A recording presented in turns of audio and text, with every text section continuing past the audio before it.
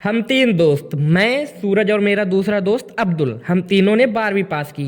अब हम पूरा दिन आवारा सांड की तरह गुलछल्ले उड़ा रहे हैं। हमें कोई काम नहीं है और घर वाले कोई काम भी बता रहे हैं तो हमें मौत आ जा रही है। एक दिन सूरज के घर वालों ने उसे 25 किलो गेहूं पिसाने के लिए दिए तो इस हरामखोर ने गेहूं बेचकर ईयरबड्स खरीद लिए। हम तीनों एक दिन राशन लेने गए तो वहां से हम लोग राशन लेकर आ रहे थे तो रास्ते में लोग जुआ खेल रहे थे तो हम भी जुआ खेलने लगे।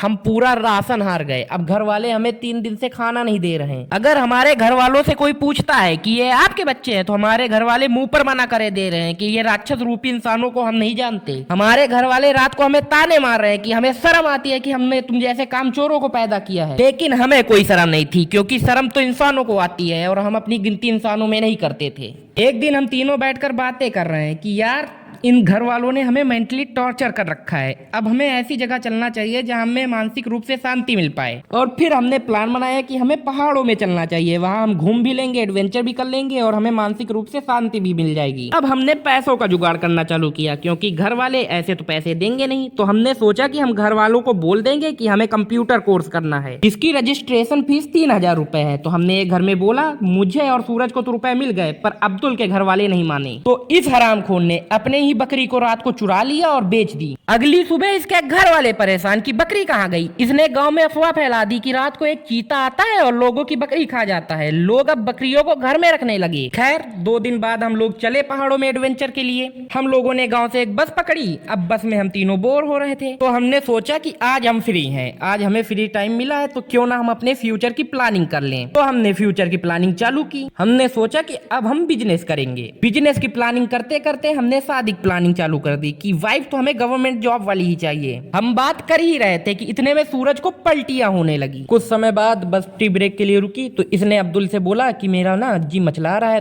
कुछ खट्टा खाने को ले आओ। पहले तो इस बंदे ने एक गंदी सी स्माइल दी जैसे कोई कांड करने जा रहा हो। फिर ये नीचे गया और थोड़े टाइम बाद एक चूरन लेकर ऊपर आया और अपने हाथ से ही सूरज को खिला दिया। इस हरामखोर ने उसे भांग खिला दी। इस बंदे ने ट्रिप की ऐसी तैसी कर दी। इस बंदे को इतना भी रियलाइज नहीं हुआ कि ये बंदे ने बकरी बेची है अपने इसी ट्रिप के लिए। 5 मिनट तक तो सब कुछ नॉर्मल रहा पर 5 मिनट होते ही इस बंदे ने अपना सर हिलाना चालू किया और तेज तेज से रोने लगा। अब सारे बस में बैठे लोग हमें ही देख रहे थे। उधर से कंडक्टर साहब आए, उन्होंने पूछा क्या हुआ।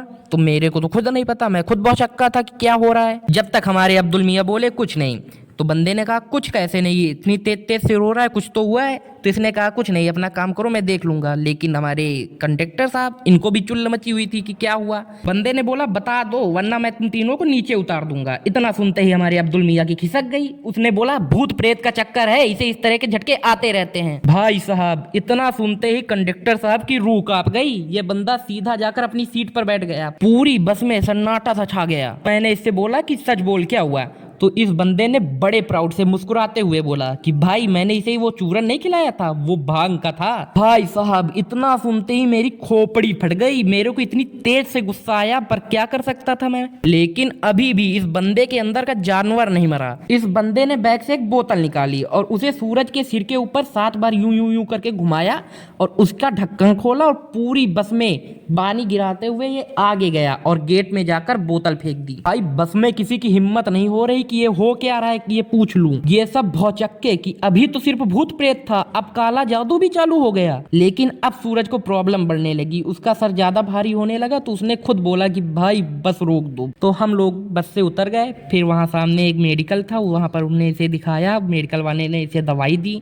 हम लोग 4 से 5 घंटे वहीं पर थे और फिर जब नॉर्मल हुआ तो हम लोग घर वापस आ गए।